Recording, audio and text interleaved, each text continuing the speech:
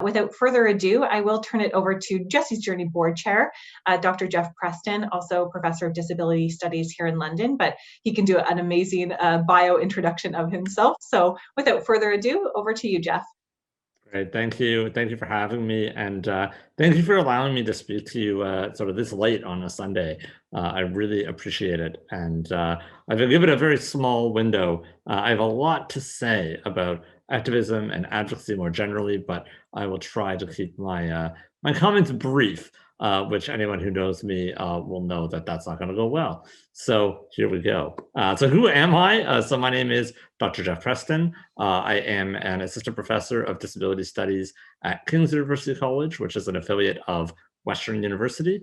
At King's, my research is really focused on representations of disability in popular culture. I'm very interested in the ways that we talk about, the ways that we tell stories about disability. And in particular, I'm very interested in the ways that disability appears online in digital culture. So talking about social media, talking about internet memes, that is really my area of research. And it's a research interest of mine because I was born with a disability. I was born with a rare form of muscular dystrophy. So I do not have Duchenne muscular dystrophy myself. I have a different version called RYR1, but was diagnosed at 3 months old. And it was because of being born with a disability that I discovered very quickly in my life that people with disabilities were not treated the same as everyone else, that there were different expectations placed on us, that we were also expected to do things differently than everyone else, that the world wasn't exactly built for people like us.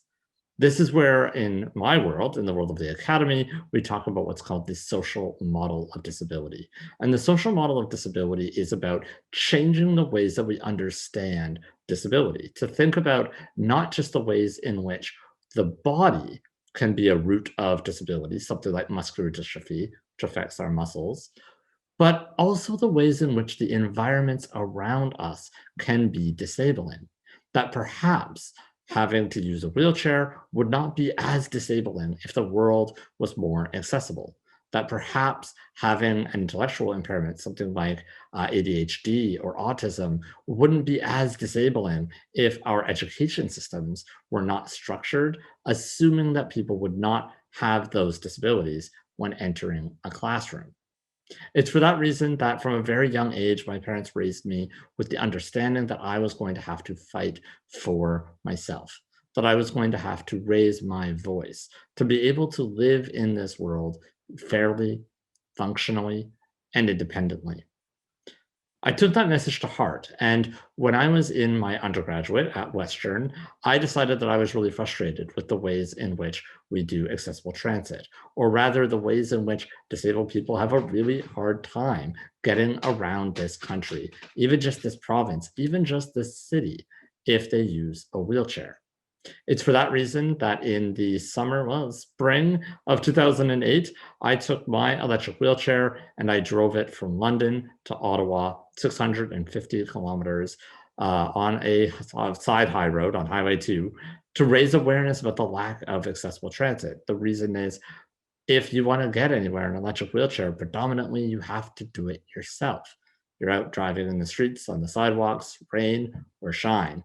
So I did it for 2 months, over 600 kilometers, to try to raise awareness about the problems of accessible transit. This is probably one of my biggest examples of ways in which I've taken a voice to raise my voice, but it's certainly not the only thing I've done. And it is from all of these little bits of trying to raise my voice, to speak out on my needs and also the needs for other people, that I've learned a few things about advocacy. And that's really what I want to share with you today. Just some points or some strategy to think about when it comes time to advocate for yourself or those who you love. So what is advocacy? Well, quite literally, advocacy is add voice. It is about justice. It's about righting wrongs. So much of our world's history is driven by the ways in which we've done things previously. But what if the way we've done things isn't right? What if it isn't fair? The problem for many of us with disabilities is that our voices are often marginalized. We aren't considered. We're forgotten in some ways in things like the building process. We don't build in accessibility, we add accessibility afterwards. This isn't malice, but rather it's largely driven by ignorance. We aren't typically invited to speak at events. We aren't really seen as a group of people that have a knowledge that would be worth sharing. Instead, we ask experts, whether they be doctors or lawyers or politicians, people thought to have a better insight into our world, which is obviously not quite the case.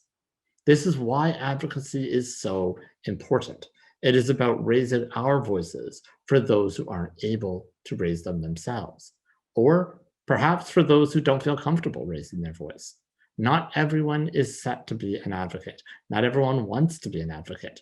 I think that's why it's so important that those of us who have the ability should speak out, particularly for those who cannot. Ultimately, though, advocacy is about speaking with. Advocacy is, I believe, a team sport, not something to be done alone, but rather to be done together, that we can actually raise our voices together to be even louder than if it's just one person shouting. So how do I do activism and advocacy? Well, I like to think about it a little bit like travel. So I'm going to be talking a lot about travel and the ways that we think about plotting travel, the ways that we think about planning a trip, and the ways in which that actually applies really nicely to being a successful advocate. I think this is because advocacy is a little bit like streetlights. It's about moving groups of people together in the same direction. When timed correctly, streetlights can enhance transit systems, allowing traffic to flow in the proper direction while diverting other parts of traffic into more efficient routes. It's all about the flow, elevating the voices of the minority and asking the majority to sit, to listen, and to learn. This is a little bit different than activism, where activism is not just about voice, but is actually about taking action, about putting it into practice. This might be something like a protest or a march. A really famous example of this in the world of disability is what was called the Capitol Crawl. This was in March of 1990, when over 1,000 disabled activists in the United States got out of their wheelchairs and pulled themselves up, arm over fist, up the steps of the Capitol building to demand the passage of the Americans with Disabilities Act. The ADA would later be passed because of this visual example of the problem. Sometimes we need a visual example to understand what is wrong, because after all, we are a visual culture. There's nothing more powerful in the United States to seeing people struggle to climb the stairs of an iconic government building for them to understand why accessibility is so important. At the same time, activism can have its limits. Activism sometimes operates a bit like a four-way stop, in which everyone else has to stop in order to allow one car through at a time. This can slow things down. It means that we might not get as far as we want, or it might take a little bit longer. It could lead to things like burnout and mistakes. Instead, I think we need to blend the two. It is about education, raising our voice, and taking action when it is time. So how do you do advocacy well? Ultimately, in my opinion, it is about the strategy. So I want to walk through a couple little steps that I like to think about and use when I am taking on an advocacy effort. So step number one, like any good trip planning, whether you're going on vacation or you're going somewhere for work, I know it seems like a long time since that's happened, but it will happen again soon, I'm sure. The first step, obviously, is you have to choose a destination. The first step of any advocacy mission is to determine what you want to accomplish. There are a ton of problems in this world, tons of things that we need to fix, but it is really important that we focus our efforts on one or two things. We cannot be everything for everyone, and that's okay. If there are enough of us advocating, eventually we will get things fixed. But what this means, though, is that you need to decide what your core problem is. You need to understand what it is that is causing the barrier. What is the root of it? Is it a policy? Is it funding? Is it environmental barriers? Is it attitudinal barriers? Understanding the problem is really, really important because understanding the problem allows you to help to start to propose solutions. So what is step number 2? Once you know what your problem is, like all good trips, you got to figure out how you're going to get to your destination. Are you going to take a bus? Are you going to take a train? Are you going to take an airline? Advocates don't need to be experts, but they do need to be knowledgeable about what they're talking about. Maybe there's already a solution for your problem somewhere else. Seriously, this happens all the time. I cannot tell you how many times I've run into a barrier or a challenge, and I'm trying to figure out a solution, and lo and behold, somebody a country over, or maybe on the other side of the world, has already figured out a great solution for this challenge. So you got to do some research. Maybe the problem is more complex than it appears. A lot of the things that prevent us from getting where we need to be or what we need to do can be interconnected with lots of different other systems and processes and policies. Getting at that complexity is critical. Maybe we're talking to the wrong person. Maybe the person that we're talking to, that we're advocating to, isn't actually the one that can affect change. So we need to actually start to understand who is responsible for the problem. This happens a lot when you're advocating to government. Understanding what each level of the government is responsible for is actually really important, because if you're talking to a provincial member of government about something that's a jurisdiction of the federal government, not only can they not help you, but generally speaking, they will just ignore you because it's not their problem. Ultimately, you need to understand your issue in order to generate good solutions for the issue. People generally won't take you seriously if you're misrepresenting the problem or if you've misinterpreted the problem. They'll assume that you don't really know what you're talking about, even if you're bringing up some really interesting or important points. So you have your destination, you've figured out some ways to get there. Now it's time to lay out the map and start to understand how we can use these technologies, buses, cars, planes, how we're going to use them to get from point A to point B. The destination is the goal, but the pathways there is different. Now, in travel, we'd be looking at a literal map, but in advocacy, I like to think about our social map. That is, who are the people around us that can help? As I said earlier, advocacy is at its best when we play as a team. That means understanding who is around you and activating them to assist you in your mission. Part of a good advocate's job then is to constantly be growing your network, going to other people's events, helping other campaigns, meeting other people that are interested in the things that you are. Conveniently, we have a room of about 40 people right now on this Zoom who probably fit within that group, people that are maybe thinking about the same things that you are. For me, my network, I always start first with my family.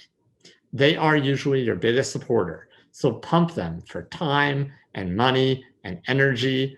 I don't think they're allowed to say no. They're your family. Not always, of course.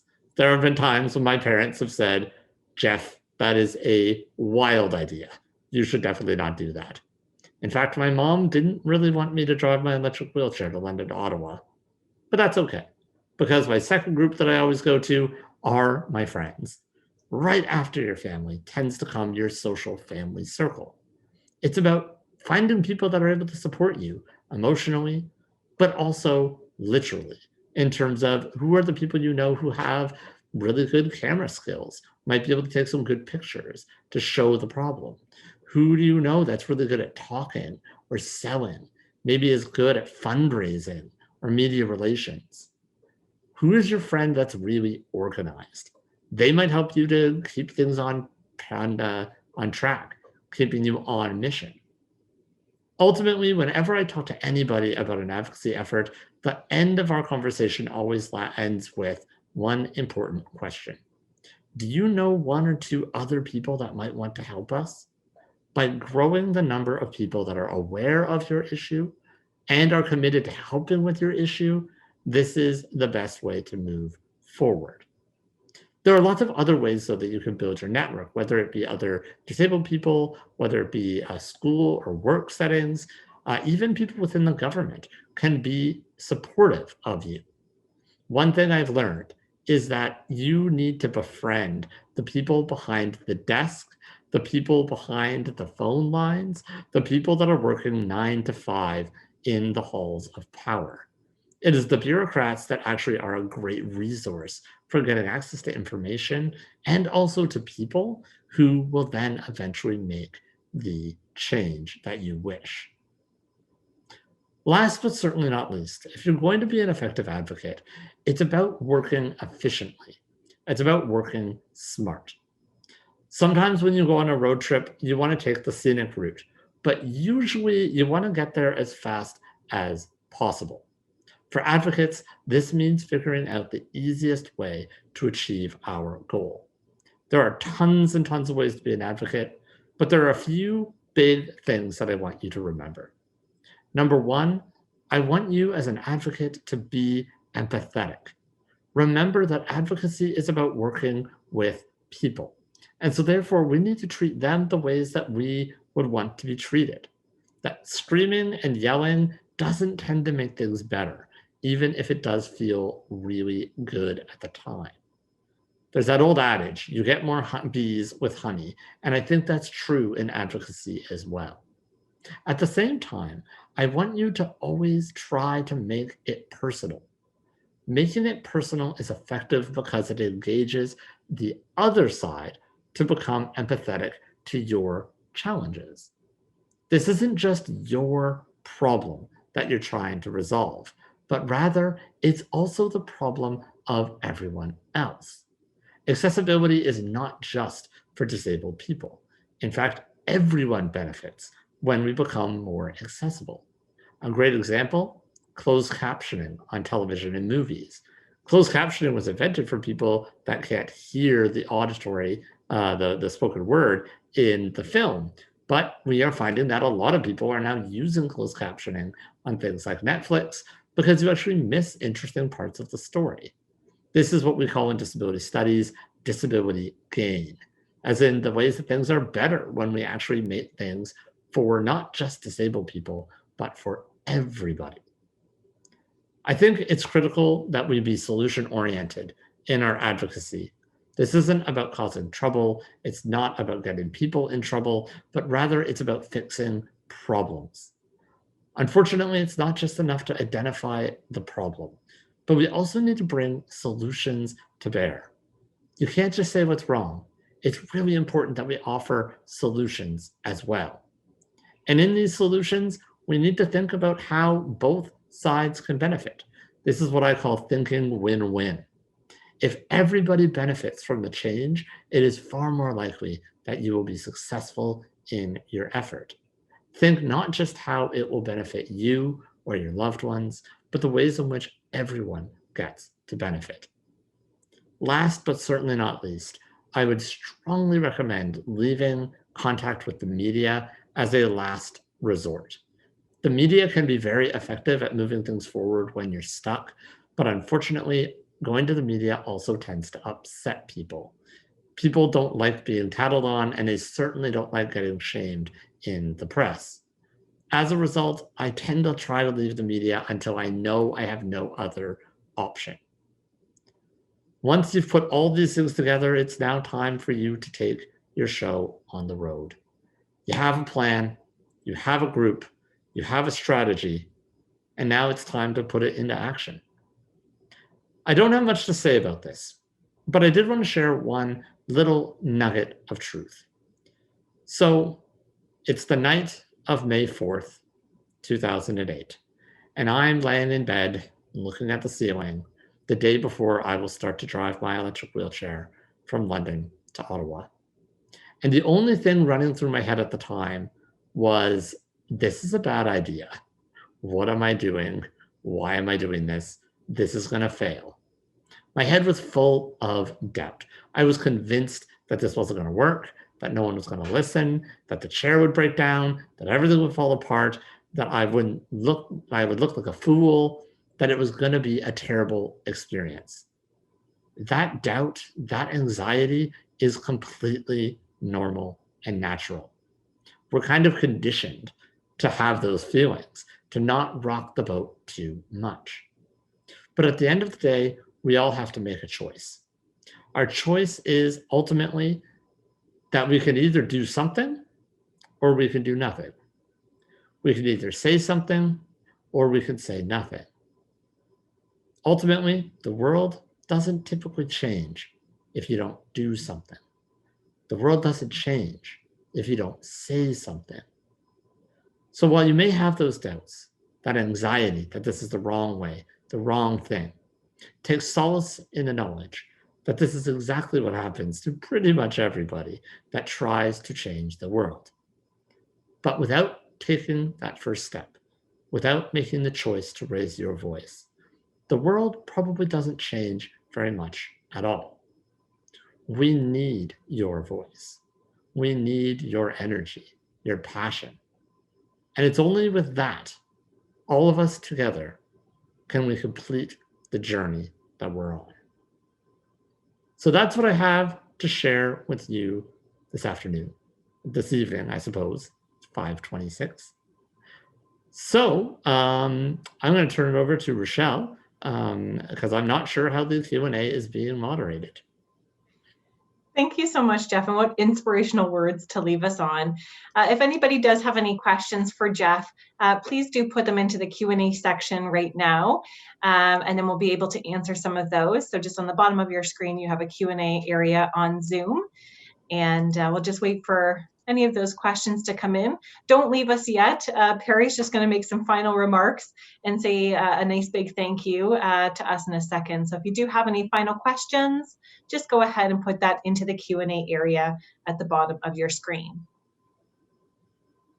Also, I'm always open to connect. So I'm very easy to find online, horrifyingly easy to find online. So if down the line, if you're looking for support, if you just want someone to talk to, please reach out to me. I'm always happy to chat. Yeah, I'm very easy to find. Amazing. Thanks so much, Jeff. I don't see any questions in Zoom right now, but if people want to take you up on the offer, which I'm sure they will, your information's also in the Whova profile. So if you go to speakers and you click on Dr. Jeff Preston, you'll be able to have his email address and connect with him directly. So no questions as of right now, Jeff, but thank you so much. Okay, thank you. Okay, I'm just going to ask Perry if he doesn't mind. Perfect.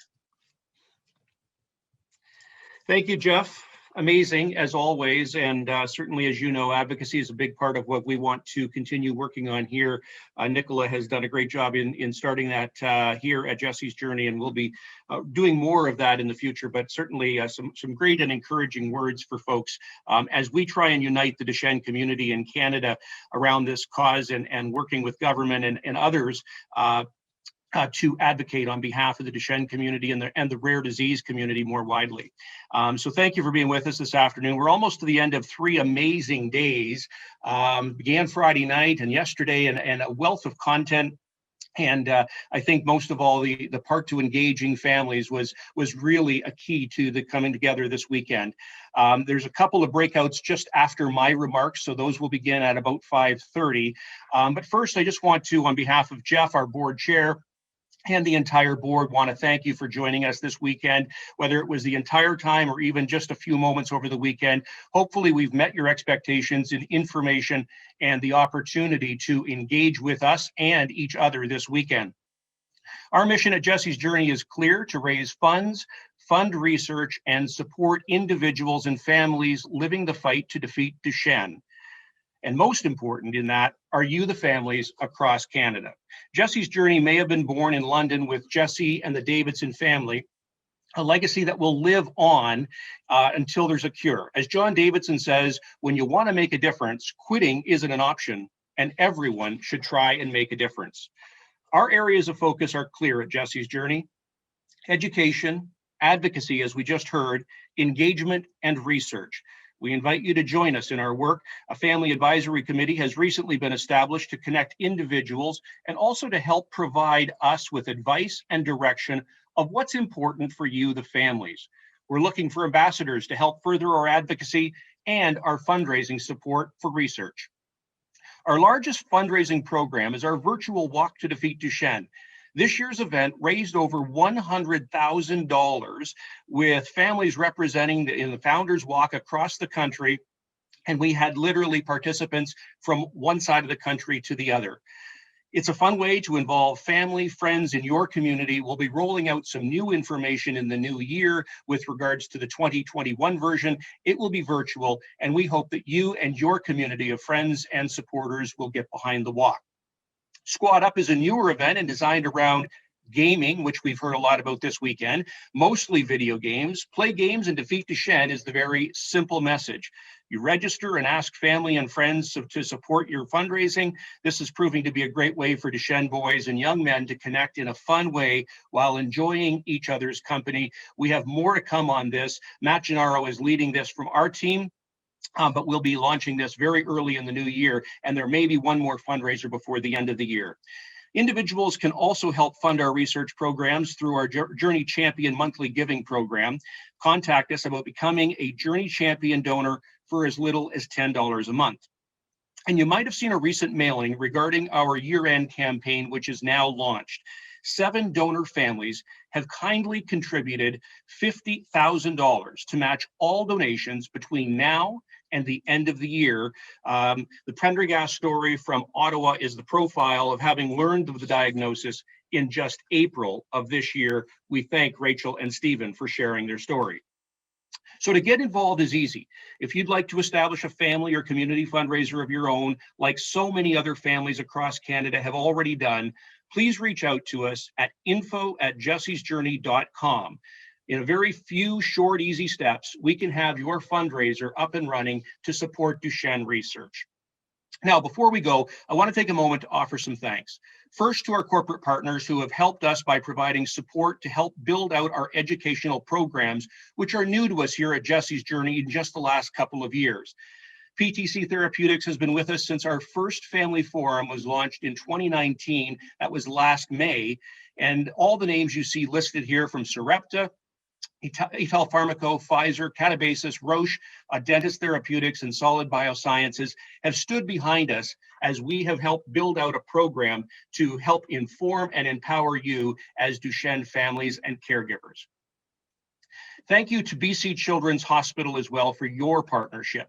Through the likes of Cindy Bailowich and Zoe Schwartz, they helped to drive our agenda. This was literally months in the making, and they participated on weekly calls with Rick and Rochelle to help build out an agenda based on your feedback from previous events that would be helpful, encouraging, useful, relevant, and engaging. Finally, to the 4 people I have the pleasure to work with every day, Rochelle Tanhaff, hats off to you on all of the technical wizardry and communications to bring this event to life in a completely different format than we were used to, but the weekend has gone off without a hitch, and I want to thank you for your tireless efforts to bring that together. Rick Moss, your leadership in building out the agenda of speakers and building strong partnerships along the way with so many different people and corporate partners. Nicola Worsfold, your wisdom and guidance and persistence to ensure we are providing useful and important information for families and always being that strong advocate. And Matt Gennaro for assisting in registration and coordination of activities leading up to and through the weekend. Lastly, Jessie Davidson lit the flame in this fight 25 years ago, and our pledge to you in honor of Jessie is continuing our work until the day we find a cure. We'll now move to our final breakout rooms, and don't forget that at 7 o'clock Eastern, 4 o'clock Pacific, we will have the final after party of the weekend. We hope you'll join us there for a little fun and chat, and let us know how you thought the weekend went as well. You can find that after party and how to log into it on the community discussion board. As I say, that will launch at 7 o'clock Eastern time, 4 p.m. Pacific. Thanks again. Be well, everyone. And we will now finish with our final 2 breakouts.